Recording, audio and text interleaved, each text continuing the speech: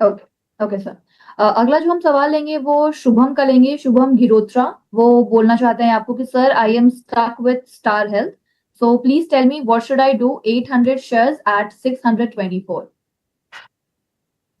तो 624 पे 800 share I ले रहा सर, थिंक 600 24 पे। 624 पे बाय किया ना, राइट? ये टॉप हाँ ही था जी आई सर। थिंक, रिसेंट टॉप 30 जुलाई का जो हाई है 624.90 का है। ये हम्म। टॉप पे कैसे बाय कर लेते हैं, ये बहुत अलग कला है मुझे लगता है।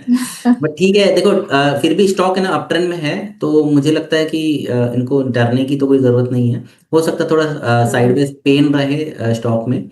और ये स्टॉक ने और एक चीज़ अच्छी क्या की है कि ये एक्चुअली डाउन ट्रेंड में था ये स्टॉक, अभी अच्छा बॉटम बना के इसने पूरा अप ट्रेंड को इस्टेब्लिश किया है, और काफ़ी बार उसने रीचेक किया है कि ये जो अभी मैं ऊपर जा रहा हूँ, ठीक है, वो सही है या नहीं है, तो उसने वो इस्टेब्लिश कर दिया है।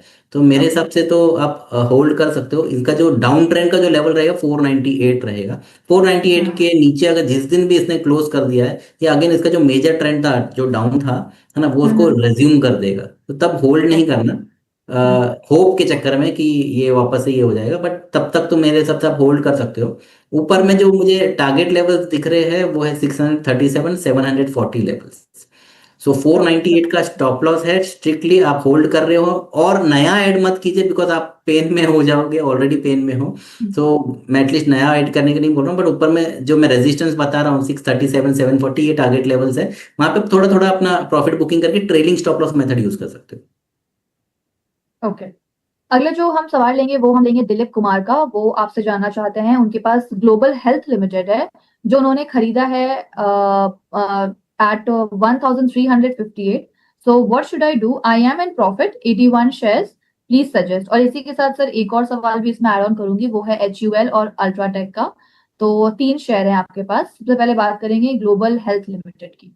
सो ग्लोबल हेल्थ, इसका जो स्टॉक कोड है मेदांता करके है, अच्छा कंपनी है, हम्म। अप ट्रेंड में है एज ऑफ नाउ।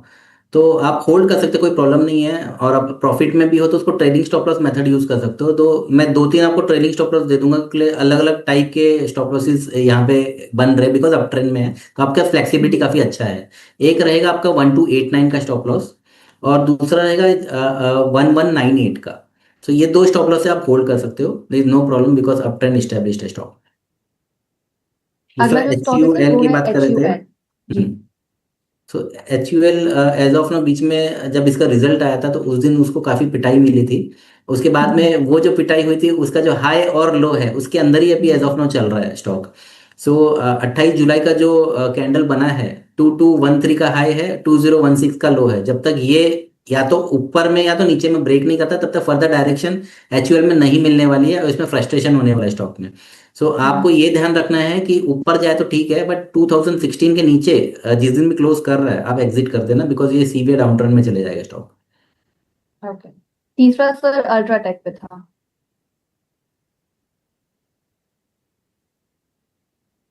अल्ट्राटेक जो है वो भी as of now down trend में है स्टॉक, बट नीचे में अच्छा खासा बेस बना के फिर ये इसने अभी बाउंस आया है। ऊपर में एक लेवल देना चाहूंगा, वो है 12,300 का। जिस दिन भी 12,300 के ऊपर क्लोज करता है तो ये अपना अप ट्रेंड इस्टेब्लिश कर लेगा। उस केस में फिर इनका जो ट्रेलिंग स्टॉप लॉस रहेगा 10,700 का रहेगा। अभी भी 10,700 के नीचे अगर स्लिप होता है तो ये लोअर लो बन जाएगा, एंड फिर अगेन ये डाउन ट्रेंड में स्लिप हो जाएगा। थोड़ा फ्रस्ट्रेशन रहेगा बिकॉज मोमेंटम काफी चॉपी है स्टॉक का। सो लेवल स्पेसिफिक जो मैं दे रहा हूँ, जब तक वो लेवल नहीं उड़ते हैं स्टॉक में कुछ होने नहीं वाला है। Okay sir.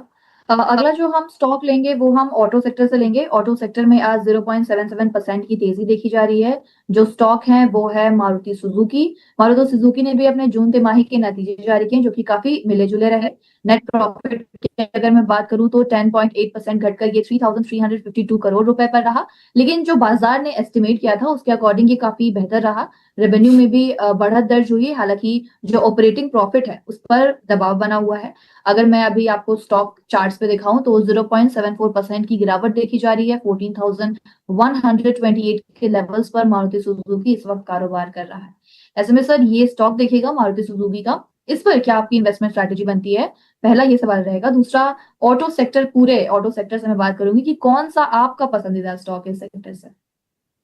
तो मारुति एज ऑफ ना तो डाउन ट्रेंड में है अगेन। जी। ये निफ्टी के बिहेवियर को थोड़ा सा मैच कर रहा है, जैसे कि अपने 200 डे एसएमए और ईएमए के बीच में चल रहा है। सो अगेन जी। इसको सप्लाई जोन बोलते हैं, जैसे मैंने पहले भी बताया था आपको। हम्म। तो जब भी सप्लाई जोन में स्टॉक रहता है तो यहाँ पे काफी मुश्किल हो जाता है कि ये या तो इस बार सप्लाई निकाल देगा या नहीं निकाल देगा, काफी कंफ्यूजन रहता है। तो लेवल हम्म। मैं देना चाहूंगा वो है 14,600 का। एक बार 14,600 के ऊपर क्लोज कर दे तो जी। फिर ये अपना जिसको बोल सकते हैं कि हाँ इसने भी इस्टेब्लिश कर दिया कि अपना हायर हाई बनाना स्टार्ट किया, फिर भी उस केस में जो स्टॉप लॉस रहेगा वो रहेगा 13,190 का। So thirteen okay. Thousand one ninety ये अगर इस बार टूट जाए तो फिर अगेन ये डाउन ट्रेंड में स्लिप हो जाएगा। तो ऐसे शेयर से थोड़ा सा बिकॉज क्लैरिटी नहीं है, तो बिकॉज अगर होल्ड है तो मैंने स्टॉप लॉस दे दिया है, अगर फ्रेश करना है तो मत कीजिए फ्रेश। Okay sir. अगला जो सवाल था वो सर ऑटो सेक्टर पे ही था, लेकिन इस पे मैं एक और पहले चीज ऐड कर देती हूँ, डिटेल ऐड कर देती हूँ, उसके बाद आप स्पेसिफिकली बताइएगा हमें। वो अपडेट ये है कि ऑटो सेक्टर की जो मजबूत बिक्री भी दर्ज हुई है काफी सारे कंपनीज की, और आंकड़े भी जारी हो गए। सबसे पहले हीरो मोटोकॉर्प की अगर मैं बात करूं तो जो इनकी बिक्री है वो 19% बढ़कर 5.33 लाख यूनिट पर पहुंच गई है। मारुति सुजुकी की हमने ऑलरेडी बात की, बट 33.7% की बढ़ोतरी के साथ 2.41 लाख यूनिट पर पहुंच गया है। Hyundai की बात करूं तो 25.4% बढ़कर 75,360 यूनिट, और महिंद्रा एंड महिंद्रा की जो टोटल बिक्री है वो 1.04 लाख यूनिट तक रही। We can not forget Tata Motors of course. तो टाटा मोटर्स पैसेंजर व्हीकल्स की जो बिक्री है वो अनुमान से काफी बेहतर रही है। और आइशर मोटर्स की रॉयल इनफील्ड के बारे में बात करूं तो उसकी बिक्री भी 34% तक बढ़ी है। तो ये ऑटो सेल्स के जो नतीजे हैं वो जारी हो गए हैं जुलाई के। तो सर इसी में से पहला जो सवाल था वो यही था कि ऑटो सेक्टर से आपका पसंदीदा कौन सा स्टॉक होगा। और अभी जो मैंने आपको जिन भी कंपनीज के नाम बताए, बीट Hero MotoCorp, then Hyundai, then Mahindra and Mahindra, Tata Motors passenger vehicles, क्या इनमें से आपको कोई पसंद आता है? तो ये जितने भी आपने फिलहाल नाम लिए ना, इनमें से मेरा कोई भी पसंदीदा शेयर तो है नहीं, है ना। अच्छा, तो आपकी कहीं ना कहीं कुछ पसंदीदा ना कुछ कौन सी? कंफ्यूजन है, या तो ट्रेंड स्टैब्लिश नहीं है, कुछ ना कुछ तो जी। उसमें कंफ्यूजन चल रहा है। बट यस, जी। टाटा मोटर आपने पैसेंजर व्हीकल बोला, मुझे पसंद नहीं, बट कमर्शियल व्हीकल मुझे पसंद है। अब ओके। कमर्शियल व्हीकल में एक लेवल देना चाहूंगा, वो है 452 का। जिस दिन भी ओके। 452 के ऊपर क्लोज करता है, ये अपने इनवर्स हेड एंड शोल्डर जो एक इसमें पैटर्न बना रहा है उसका ब्रेकआउट आ जी। जाए। अब जब ब्रेकआउट आ जाएगा उसका जो टारगेट रहेगा 498 फर्स्ट टारगेट रहेगा, और ऊपर में 546 ये सेकंड टारगेट रहेगा। तो काफी अच्छे टारगेट्स है। उस केस में जो हम्म। स्टॉप लॉस अगर चाहिए रहेगा तो एक टाइटर स्टॉप लॉस है, वो 398 लेवल्स क्लोजिंग बेसिस पे रहेगा। एंड जो पैटर्न टारगेट रहता है वो नॉर्मली उसका जो स्टॉप लॉस रहता है वो है 357 का। सो अगेन मैंने दो स्टॉप लॉस दे दिया, अपने रिस्क मैनेजमेंट मनी मैनेजमेंट के हिसाब से अपने फाइनेंशियल एडवाइजर को पूछ के आप इसमें एंटर ले सकते हो जब भी ब्रेकआउट आए। एज ऑफ नो ब्रेकआउट नहीं है, प्रीएम्प्ट कर सकते हो। प्रीएम्प्ट कर रहे हो तो 398 का स्ट्रिक्ट स्टॉप लॉस रखना है। Okay sir. एक आखिरी सवाल लूंगी सर, क्योंकि सिर्फ हमारे पास 5 मिनट का ही वक्त बाकी है। तो जो सेक्टर चुनूंगी मैं वो है आईटी सेक्टर। आईटी सेक्टर में हमने पिछले काफी दिनों से बहुत अच्छी तेजी देखने को उतार चढ़ाव का माहौल में कह सकती हूँ, क्योंकि जब आईटी शेयरों की खरीदारी हुई तब हमने यहाँ पे इम्पैक्ट सीधा जो है वो आईटी स्टॉक्स में देखा। बिकवाली हुई तब भी हमने आईटी के अलग अलग रूप देखे हैं। ऐसे में अगर मैं आईटी सेक्टर की बात करूं तो आज 1.26% अप है, और इसके स्टॉक्स ले लूं अगर मैं, बी टीसीएस, इन्फोसिस, ये सारे, विप्रो, ये सारे स्टॉक्स आज गेनर्स की लिस्ट में हैं। टीएमपी सॉरी टीसीएस की अगर मैं बात करूं तो टीसीएस 2.48% अप है। इन्फोसिस की अगर मैं बात करूं 2.42% अप है। विप्रो की बात करूं तो 1.28% अप है। ऐसे में आईटी सेक्टर अब आपको कैसा लगता है, क्योंकि इतना उतार चढ़ाव देखा है, तो अब इन्वेस्टमेंट स्ट्रैटेजी क्या होनी चाहिए इन्वेस्टर्स की? और टीसीएस, इन्फोसिस, विप्रो, क्या इन तीनों में से कोई आपको पसंद आता है जिस पर आप बाय की सलाह देंगे इस पर? तीनों स्टॉक डाउन ट्रेंड में है, सीवियर डाउन ट्रेंड में। अभी जो बाउंस आ रहा है ये शैलो बाउंस है बेसिकली, क्योंकि इससे ओके। बेहतर बाउंसेस हमने देखे हैं स्टॉक में। और इतने बड़े बड़े बाउंस देखे कि वो हम्म। बाउंस के चक्कर में लोग बोला कि अभी हो गया बॉटम हो गया, एंड अटक जाते हैं। हम्म। तो जी। मेरी सलाह ये रहेगी कि ऑफकोर्स अगर किसी का होल्ड है, नीचे से बाय किया है, तो उसका प्रॉफिट बुकिंग करते रहिए, बिकॉज सीवियर डाउन ट्रेंड में कहाँ से स्लिप होगा, इतने मल्टीपल रेजिस्टेंस, मैं रेजिस्टेंस काउंट कर करके मैं थक जाऊंगा, आपको देते रहूंगा, आप भी थक जाएंगे सुनते सुनते। सो ये जी। याद रखना है कि बिकॉज डाउन ट्रेंड में स्टॉक है तो इसका मतलब ये है कि जो है लोअर हाई लोअर लो बनते रहेंगे।